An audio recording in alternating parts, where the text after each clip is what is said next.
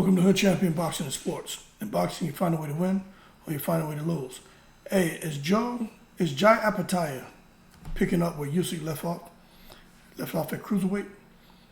That's the question, because Jai Opetaia and what he's doing at Cruiserweight, I just think it's going to be hard for somebody to beat him, man. And you look at this past weekend, he had a huge fight against Jordan Thompson. And just inside 4 one-sided rounds at Wembley Arena, man, he was able to get the eye of another champion. And when you take a look at what's going on at the Cruiserweight division and Billy Smith, I just think it's going to be tough for anybody to come out there as a Cruiserweight and beat this guy, Jai Opetaia. You got to understand what his amateur background and what he was able to do, man. It is no surprise why he's just totally dominating the guys at Cruiserweight right now. So when you take a look at what's going on at Cruiserweight, Chris Billum Smith, he's got business that he has a 10 to before he can even think about fighting a guy like Jai Opetaia. But he's the WBO champion. Matter of fact, let me see if I can just show you this. So Chris Billum Smith here in the WBO column, right? He wants to fight Jai Opetaia, and Jai Opetaia wants to fight him. But Billum Smith has a fight coming up. If he can get through that fight, the next fight to be made is Jai Opetaia and Billum Smith. That would be a unification. Now, I'll tell you right now, if Jai Opetaia can beat him, they would have to really take a look at fighting Badou Jack or Arsene Galamarian. Now, Badou Jack and Jai Opetaia, with Eddie Hearn involved with all that and heading over there to Saudi Arabia, it could be some good money in that fight.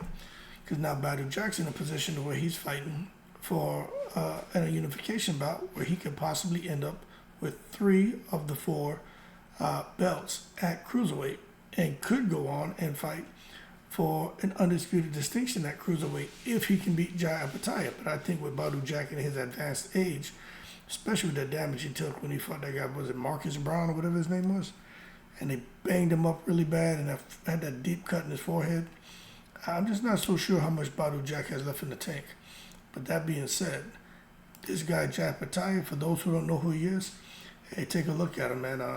He's Australian. I'm not sure if his family, somebody on the side of his family come from New Zealand or come from Samoa or wherever, but I just know that he can fight.